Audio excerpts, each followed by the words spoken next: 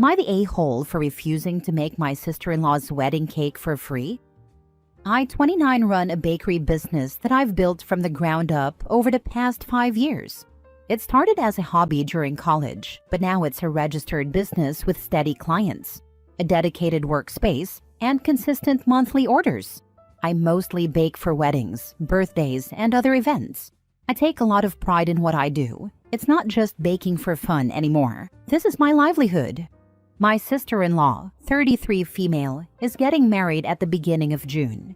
She's my partner's older sister. We're on friendly terms, but she's always had this vibe like she doesn't really take what I do seriously. She's made comments like, "It must be nice getting to play in the kitchen all day," or "You're lucky people will pay for something they could probably learn on YouTube." Always with a smile, like it's a joke but not really. I've brushed these comments off in the past since they didn't happen all the time, and I just didn't want to stir up any drama. Earlier this month, she asked if I'd make her wedding cake. I said sure and asked what she had in mind. She sent over inspiration pictures of a 4-tier cake with smooth buttercream, floral piping, and real flowers on top, and cascading down one side. She wanted it to be a chocolate sponge with raspberry filling. Plus, she asked that I deliver it to the venue myself on the morning of the wedding, rather than her picking it up the day before. After we discussed everything, I gave her a quote over the phone with a generous family discount. Sister-in-law replied almost instantly that she didn't think I'd be charging her and that the cake would essentially be a wedding gift. I told her that I don't typically do wedding cakes as gifts because of how much time and work they take. But I'd be happy to buy her something from her registry instead, or still make the cake at the discounted price if she wanted. She wasn't happy. She said I was being transactional and that it's just a cake, and claimed I clearly didn't want to be part of her special day before hanging up on me. To be clear, I have made cakes for free before, but those were small, simple ones for people I care about, or for friends going through a rough time. This isn't that. My sister-in-law and her fiancé can't afford the cake, and it's not like she's ever really respected my work. Meanwhile, sister-in-law has been telling anyone who will listen that I'm making her big day about myself and trying to profit off her happiness. Seriously. My mother-in-law called, and she didn't really ask how I felt or try to understand where I was coming from. She just seemed overwhelmed and kind of desperate to stop this from turning into a bigger family fight. She kept going on about how stressed my sister-in-law was and how she was being a bit much, but basically begged me to reconsider. My partner is completely on my side and has told his mom to stop trying to smooth things over at my expense, but even he admitted he sort of wishes I just said yes to avoid the fallout. Now for the top comments. I'm impressed you didn't send her a YouTube link so she could learn to do it herself. Not the a-hole. I'm petty. That is exactly what I would have done. Not the a-hole. People have no idea how much time, effort, and talent something like this takes. She devalues your work. Stick to your guns. Let her say whatever she wants. The people who agree with her are uninformed, but most people will see that she's being ridiculous, especially if you let them know how much money and time the cake she's asking for would take. If the other guests aren't paying at least that much money on the bride's wedding gift and spending at least that much time on it, they don't have a leg to stand on. Good luck. Not the a-hole. People seriously underestimate the time, skill, and effort that goes into custom work like that. She's not entitled to your talent for free, and anyone siding with her clearly doesn't get it. Stick to your worth. The real ones will understand. Not the a-hole. Your sister-in-law is being an entitled cheapskate. If you wouldn't normally gift her something as expensive as a cake, then don't gift her the cake. Tell her to get quotes elsewhere. Next story. Would I be the a-hole for asking my future brother-in-law and his wife to return an expensive gift I gave them after they limit contact with me? I, 35 female, have been with my partner Jamie, 33 male, for over 6 years, and we're getting married this fall. For most of our relationship, I've had a close bond with his brother Matt, 37 male, and Matt's wife, Claire, 39 female. We've shared holidays, dinners, hangouts, and I've always done what I could to support them, especially during hard times. I am the primary source of income. About 2 months ago, I bought a new car and offered them my old one, worth $6,500. It was still in good working condition, and they accepted it, so I fully transferred it over to them. It was a genuine gift, given out of love and support, and I was happy to help because they relied 100% on public transportation. Over the past few years, I also gave small things, like household items, groceries, and things for their kid, all meant kindly and never with any expectations. But now things have shifted. Claire recently initiated a conversation where she said the gifts and emotional support I offered had felt too much, overwhelming, etc., and even went as far as saying she felt I was using them to fulfill my own emotional needs. She said she no longer feels comfortable around me and wants to limit contact, as in don't text them unless they text first, and slow down. This completely blindsided me. I was never given any indication before that she felt this way. One example Claire brought up really confused me. They have a shy cat, Shadow, who hides whenever we visit. We've never seen her in person, and it became a running joke between me and Jamie that she might not actually exist, a reference to the M&M Christmas commercial. He does exist. Claire said she found that joke offensive, like we were mocking a traumatized animal. That felt like a major overreaction to something lighthearted and affectionate. Now here's the part that's really been weighing on me. Claire and Matt have made it clear they don't want any more gifts or support, and that our relationship needs distance. Gifts for their kid are okay, and they're still happy to keep the car I gave them, something that came from a time when our relationship was close, warm, and mutual. To be clear, I haven't asked for the car back, but I've been thinking about sending a message, not demanding anything, but pointing out the emotional disconnect, that they've rejected ongoing support and suggested past support was not genuine, yet they have no issue keeping such a significant gift, the car. I want to ask them to reflect on what that means. Jamie is supportive of whatever decision I make, but he's worried this might further rupture things with his family. His mom also relies on Matt and Claire for transportation to our wedding, and he's concerned that asking for the car back, or even just bringing it up, might make that more complicated. So, would I be the a-hole for wanting to ask them to reflect on this? Or even possibly asking for the car back? Not the a-hole for feeling upset and confused, but you might potentially be the a-hole if you demand the car back, or try to force a discussion before everyone has had a chance to settle down a bit. If the car was indeed meant as a genuine gift, then no, you shouldn't ask for it back. As you said, it was given during better times in the relationship. Now the dynamic of the relationship has changed per their request, so it would be appropriate to just implement a no-gifts policy with them going forward. I also think it's probably best to leave things where they lie and not ask for further clarification, so this doesn't break down any further before your wedding. Give it some time and see if a discussion between all of you can happen at a later time. And you can also add if it makes them feel more comfortable to return the gifts, then feel free, as you can make use of them elsewhere, if that is what it takes to help restore some resemblance of a sibling relationship. To ask for the car back, you would be the a-hole. It was a gift you gave with pure intentions. Claire is the one with the problem, not you. For Claire to say she's uncomfortable receiving gifts is a bunch of BS. If she's so uncomfortable, then she can say, no thank you. Don't give them another damn thing.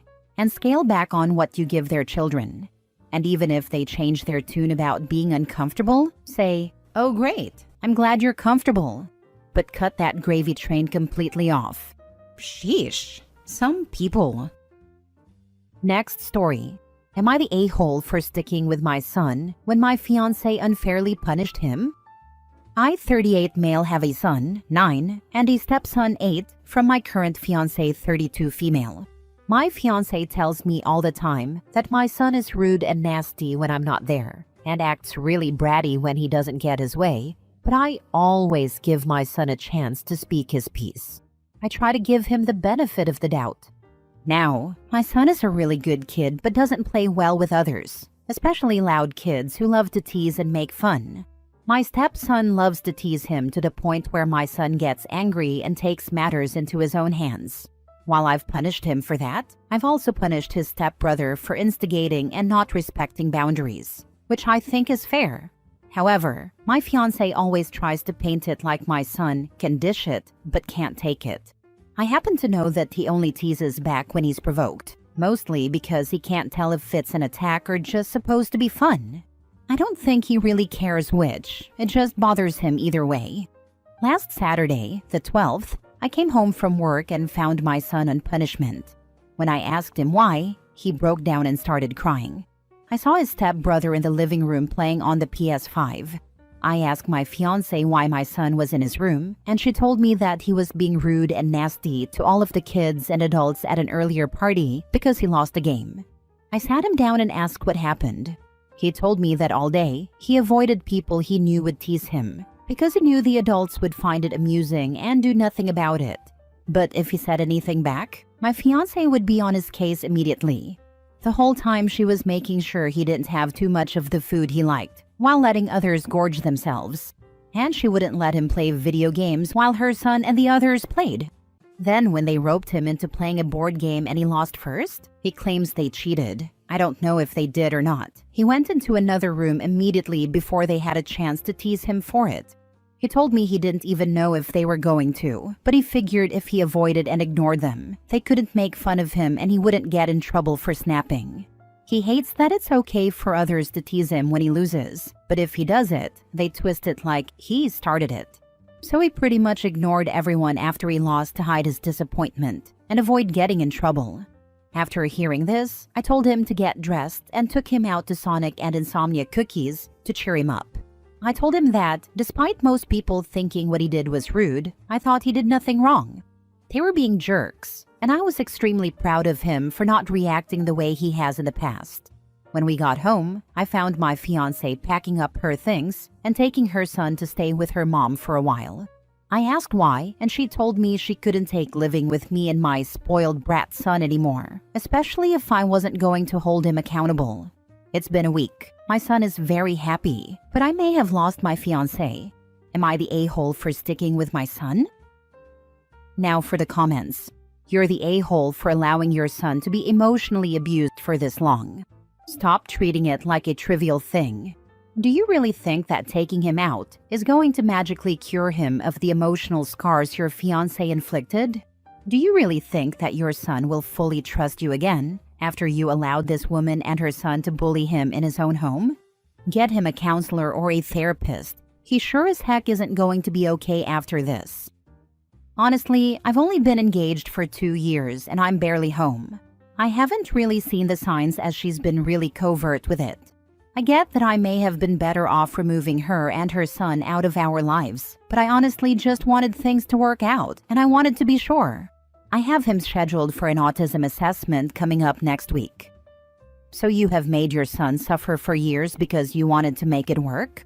Your poor son needs a father who puts him first, which you clearly haven't. I think it's a good thing for everybody that your fiancé is moving out. I don't know if your fiancé is this horrible step monster or if you're just a lazy parent, but it sounds like this is not a healthy environment for either kids. Honestly, this is just the best answer. It's obvious there's a lot of distrust in this family. If we believe OP's child, then there is systematic abuse going on whenever OP isn't around. He's not allowed to eat enough, play games, or have fun when the fiancé is watching him. His fiancé has convinced OP's whole family that his child is a bad apple. OP doesn't relay what the fiancé said happened, but presumably she claimed everything the child said was a lie. Realistically, it's probably a mix of exaggeration from everyone, and that means something is fundamentally broken in this family that can only be fixed through a lot of hard work and everyone's willingness to participate.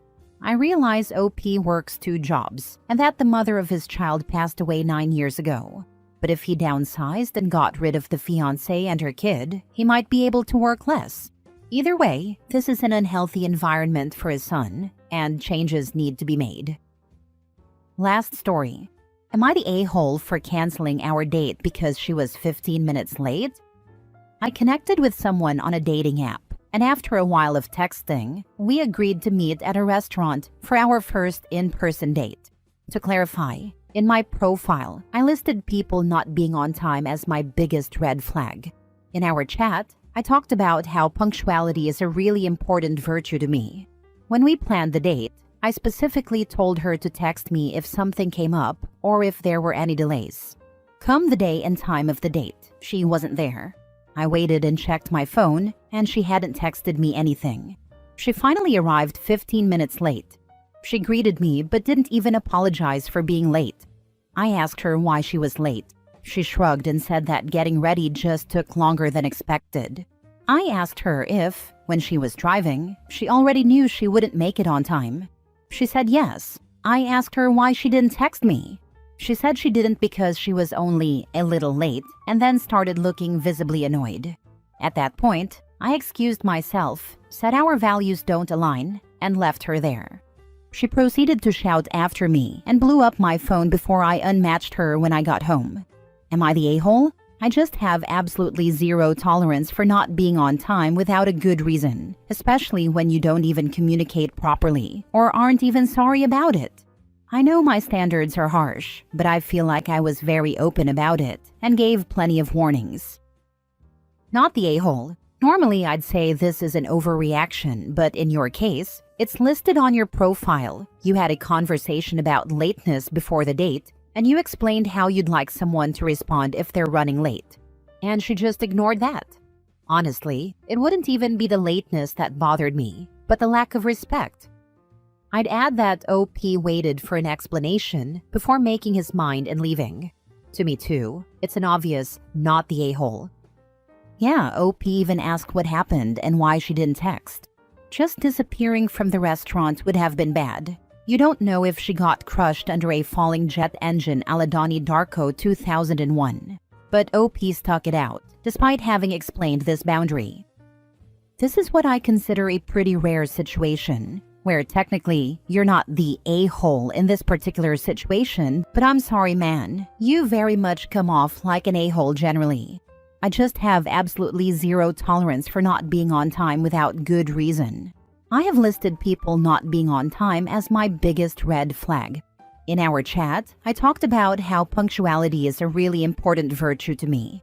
Fair to say you were explicit in your warnings, and she knew what she was getting into, so she gets to be the a-hole for that night. But I wonder if she dodged a bullet. In this post at least, you sound intolerant and pompous to the point of being insufferable. I wouldn't want someone like you in my life. Hopefully, enough people feel differently that you have some good ones in yours. This OP may not be the a-hole in this specific situation, but his general rigid attitude is that of an a-hole. She dodged a bullet here.